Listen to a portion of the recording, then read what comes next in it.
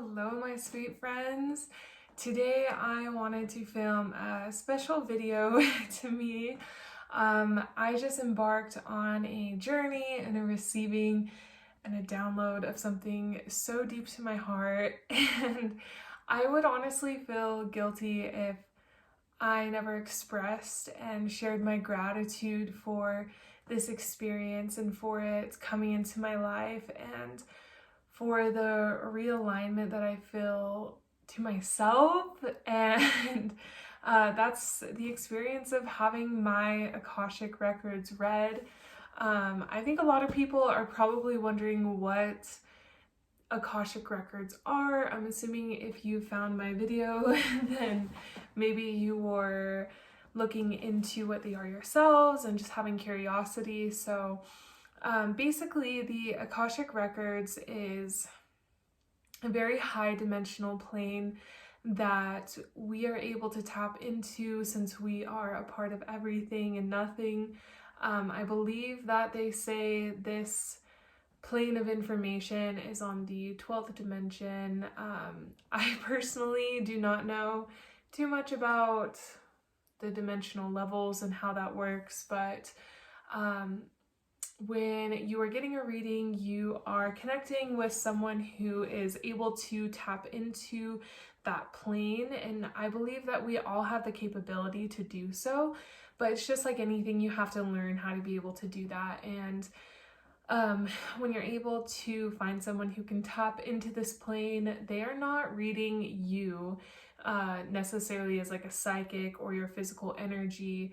They're tapping into the code of your soul, your karmic debts, your DNA code, essentially, that have been going on for eternity and infinity. And I believe, in that dimensional phase, in that dimensional plane, there is no past, present, or future. So it is all collected, so to say, in a library or in a book. And every soul has their own book that you're able to read and transcribe and learn about. And when you find someone who is able to tap into this plane, essentially they connect with the librarians, the guides, God, divine, that is able to translate this information and essentially speak to you whatever your soul is needing to get realigned with. For me, I had never felt more seen and understood ever in my entire life. It was like this stranger, this lady who I had never talked to, saw parts of me that I didn't even know how to express or how to show, and taught me how to come back to my center and my heart and my soul in such a beautiful way. So I will link the lady that did my reading. Her name is Candace. She is at Rasa Lila Healing, I believe. But I will put her information down below because she is so gifted and so sweet. And essentially, she does these readings over Zoom. I believe you can do them in person, but she's located in Florida and I'm located in Utah. So I kind of just want to get into like what my reading was and share with you what I've learned and how this has helped me. So don't mind me if I'm kind of looking at my book. This is, I wrote all of this down, and the reading is an hour and a half long, so you can get pretty deep in there. And there's so much information to cover, like, it's just insane. God, I don't know, it's just, yeah. All right, let's see. We're almost there. Okay. So when she starts the Akashic record reading, essentially she's getting this information and it's like a movie clip is played of your soul and the information that the divine wants to share with you, that these librarians are processing and reading, that is the most important information for you to know at the time being. So for me, the movie trailer started out, she saw me as someone who had a lot of past lives in tribes and community, in ritualistic tribes, as a healer, as a goddess, very much a goddess frequency, with very deep mystical roots. That mysticism was something that I practiced in many lifetimes, and that in this lifetime I am here to be a teacher, and kind of just like some of the areas that a lot of my lives were in, which was Egypt, and near Egypt was Atlantis, and a couple other places. She said that during this lifetime, I have a deep fear of using my mystical gifts and practicing mysticism because of the many lifetimes where I was essentially witch hunted and persecuted. And it's really funny because I have a very open mind, and I am interested in so many perspectives and a lot of healing modalities such as Reiki, meditation, yoga, plant medicine. It like steals my heart. I love learning about these things. Although in my life, I have very close relationships where I have had a lot of fear instilled into my mind about these things being demon work and harmful, and really being put down for the love that I like to share, and really persecuted for the things that I believe in, and a lot of spaces where I have to work through the feelings of not wanting to express myself in a lot of spaces because I'm used to having a lot of judgment, and I get really afraid of that. And especially when that's like in my close like parenthood relationship, it's really hard having a parent, you know, belittle you or look down upon you for what opens your heart and my heart. And so I've had a lot of feelings of just ever since I was a child being persecuted by my peers and rejected and abandoned. These are very huge themes in my early livelihood that have really stuck with me and I've had to work through. Going along with that, she saw that my sacral energy in my womb had a very repressed energy, that my free will has been taken away, and that there is a lot of shame in my womb, and that there is like a very intense Scorpio-like energy in my womb, and like there is a cork bottle in my throat, like blocking any expression from coming out. And these are the two constant areas that are always needing work for me, and that healers are always picking up, that needs, you know, some healing done. And in this womb area, you know, I feel this, I deeply feel this, like all I want to do in life is create things.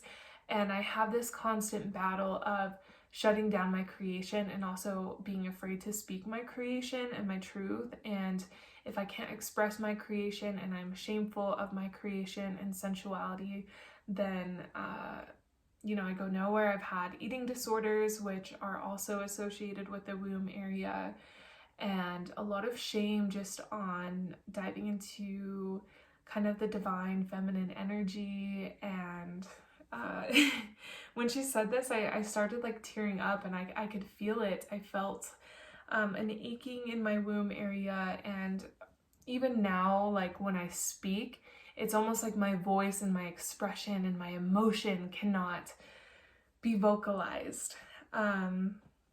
She said that she sees me leading in groups of women with a lot of past lives in poetry and dreamlike energy, philosophical lifetimes, and that I have a big call to creating with groups of women and advocating for women and connecting in spiritual practice with women. And she said it was more about allowing this to happen rather than, forcing it or anything, just to allow this to naturally happen. A year or so ago, maybe a year and a half ago, due to my own karma, like I've had many relationships with men where they are abandoning me, misusing me, a lot of sexual trauma, abandonment in my father. And through these events, like one of the last relationships I had, I've put men away in prison for discriminating against women, teens, and inappropriate like child pornography, and like finding this information and being able to hold them accountable, and having friends. I dated this guy where I always felt like there was something off, and I'm not going to say that I didn't have love for him or that I hate him, but I quickly found out through the people he connected me with that he was sexually assaulting and essentially raping hundreds of girls. And we were able to come together and get him banned from our community and speak to the police department, and just kind of give the victims a room to share their experiences and their voices in. And like, I tell you what, this is one of the times that I actually really felt empowered, and just like, I felt like that passion, that high of like, I could do this all day, every day, and like help women out with. And even though I am still very afraid to be vulnerable with women sometimes, and that I don't always know how to connect, it is definitely one of my deepest desires to share what I learn with women and be close and hold one another and sing together and create together. And that is something that, I think about daily in my heart. So for her to speak on that, it just, like, to know that that is a part of my path, just, I don't know, it made me so, so happy.